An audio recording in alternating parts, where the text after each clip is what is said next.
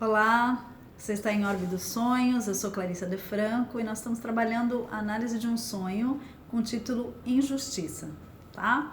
Então, essa acredito que seja a parte final, o vídeo final, vamos lá, né? Se conseguir, eu tô olhando pro lado errado, é aqui, né? Sempre, vamos indo. Bom, dê uma olhadinha nos vídeos anteriores, tá certo? Para se localizar, a gente já trabalhou com boa parte da análise, estamos aí encaminhando para o final.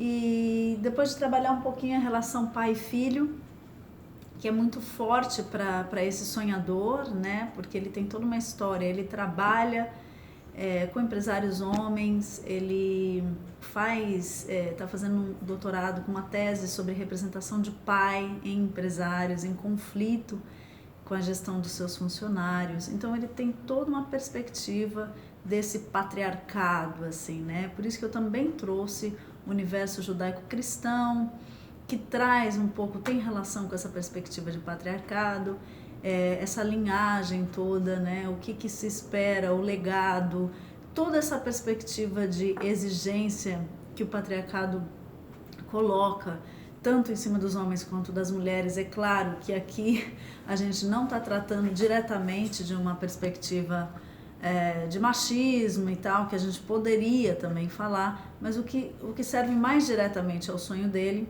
é como essa perspectiva do patriarcado se impõe aí aos homens da família uma necessidade de corresponder a uma expectativa de ser um empresário de sucesso e tudo isso, né? Como a falha nesse quesito, ao invés de estar sendo recolhida para o sonhador aí, né, como alguém que tem uma expectativa nesse sentido e como alguém que interferiu também ali com uma conversa no processo de finalização da sociedade do filho, ele no sonho ele projeta um pouco e na vida real ele também reconheceu que ele faz isso, ele projeta essa expectativa, não a expectativa, ele projeta essa perspectiva da falha no outro filho, no filho ter. Então toda essa perspectiva de patriarcado aqui ela é muito importante, de pai, de filho e dessa linhagem. Outro simbolismo, né? A gente precisa pensar nos ambientes, né? A perspectiva de dentro e fora. A loja, ele representa a loja no desenho como um quadrado, assim, uma estruturona rígida. Nessa estrutura ele está inserido, né? Porque ele se desenhou dentro desse quadrado. E o caminhão, ele está no meio. O caminhão, ele fica na margem do quadrado. O caminhão desponta como uma possibilidade intermediária entre o dentro, a estrutura, né, e o fora, outras perspectivas de mundo. Lembrando aqui que toda a estrutura assim de casa, prédio, loja, mas no sentido de casa, né, ela trabalha com a estrutura da nossa psique. E aqui ele fez um desenho quadradão, né, bem rígido mesmo, sem porta, sem janela, sem nada. Ele num canto baixo do desenho, e na outra saída tem um caminhão que teoricamente está numa saída aí, porque ele tá atravessado assim entre o quadrado, né, entre uma parte para dentro, uma parte para fora, mas é como se o caminhão fosse toda a porta. Não tem uma porta e o caminhão entrando e saindo, o caminhão é a porta. Então assim, pensar, né, como que tá esse dentro e esse fora, né, o mundo, o eu interior e o externo, né, como está rígida essa estrutura interna e como o caminhão é um símbolo de mudança, na verdade, é um símbolo de movimento, de transporte, de mudança o caminhão, né.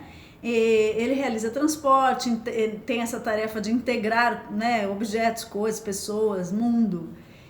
O caminhão está onde deveria estar, né, no limiar entre as perspectivas de dentro e fora. Mostra que o motorista, aquele que conduz a mudança, veio ser porta-voz de adaptações, de abertura, de mudanças na estrutura. Reparem que a figura que representa o sonhador está dentro do quadrado em uma posição muito distante do caminhão. Não dá para vocês repararem por incompetência da pessoa que vos fala, porque eu não sei colocar desenho. Mas o que importa é que vocês vão ter que confiar em mim, né? Que a figura está de um lado, a figura que representa o sonhador, e o caminhão do outro. Então, assim, A figura está em uma posição bastante distante do caminhão e da abertura. Você está fechado dentro do quadrado e seu sonho está lhe mostrando que a sua perspectiva tem sido essa em relação ao tema. Não é por acaso que você utilizou as palavras fechado e frio para descrever o prédio comercial em que fica a empresa. Não me lembro se eu coloquei isso no começo, mas essas duas palavras foram as palavras com que ele descreveu o prédio da empresa, a loja, né? Fechado e frio é o prédio em que você está inserido, é o seu edifício interno. Será que você não está com uma visão fechada e fria dessa situação? Que envolve a loja, seus filhos, o sócio, a empresa, né? Como você poderia se abrir e lidar melhor com as mudanças? Porque o caminhão vem anunciar mudanças, uma abertura, né? O prédio também é associado à palavra segurança, ele também associa a palavra, além de frio e fechado, segurança, sugerindo que ao abrir a perspectiva, um medo pode surgir, né? Dentro do quadrado você está seguro, fora não se sabe. Procure clarear melhor a que esse medo se refere. Quais mudanças você teme? Aí eu estou falando com o sonhador para abrir as perspectivas dele.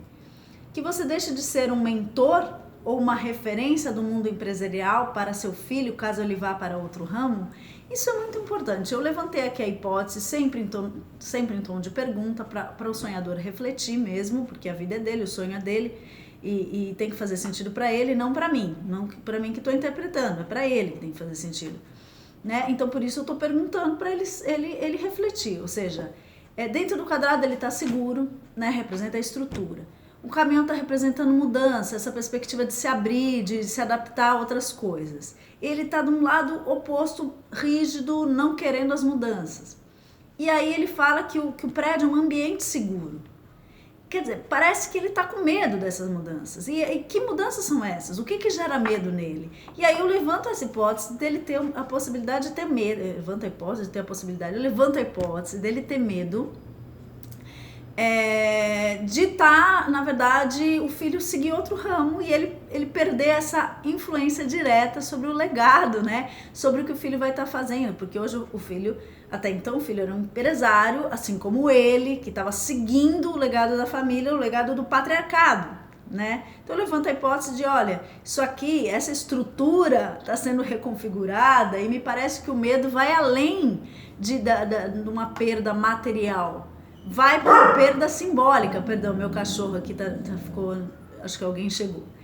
Vai para uma perda simbólica, uma perda de patrimônio, de legado, né? Isso é muito importante.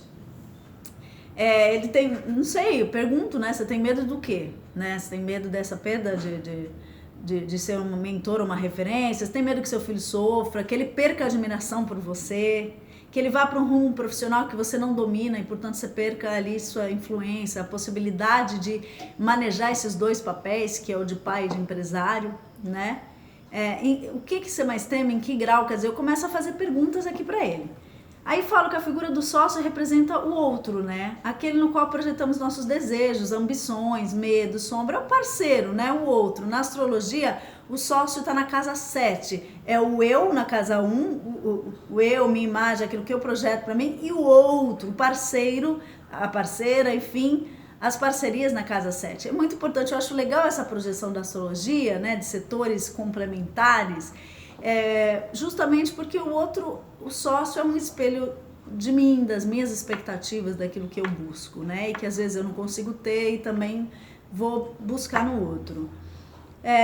Mas o sócio no sonho é um fantasma, ele não está presente, na verdade, ele não está, quem está lá é só o sonhador, né?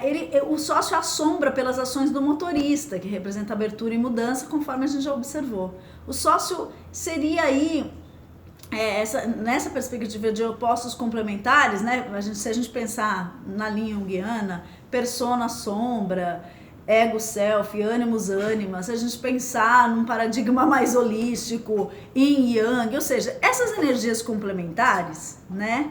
O sócio está aí trabalhando como um outro complementar, né? Para falar um pouco do sonhador. Quando essa figura deixa de ocupar o lugar do complemento, ou seja, o sócio vai sair de cena, se desfaz a sociedade, uma desorganização psíquica é estabelecida. Claro, tem uma desorganização psíquica, porque se o eu está em relação, se o outro está em relação ao eu, se o outro se modifica, vai modificar o eu também. Repare que, novamente, o movimento que o sócio faz, assim como o motorista, quebra a estrutura. A segurança, a rigidez, nesse caso podemos falar de estrutura de projeções. Quando o outro se retira, há que pensar a organização energética da nossa mente e recolher o que estava projetado no outro, né? Isso nos remete ao simbolismo do número 2 que aparece no relato. Eu vou ter que terminar e fazer um último vídeo, aí eu vou começar pelo simbolismo do número 2 no próximo vídeo. Obrigada a você que está nos acompanhando. Se quiser mandar um sonho, né, pra gente interpretar, é no clarissadefranco@hotmail.com. Vou solicitar aí mais alguns detalhes, desenho, título, emoções, tá? Algumas associações, mas é isso, vou ter um prazer em receber. Beijo, obrigada, tchau.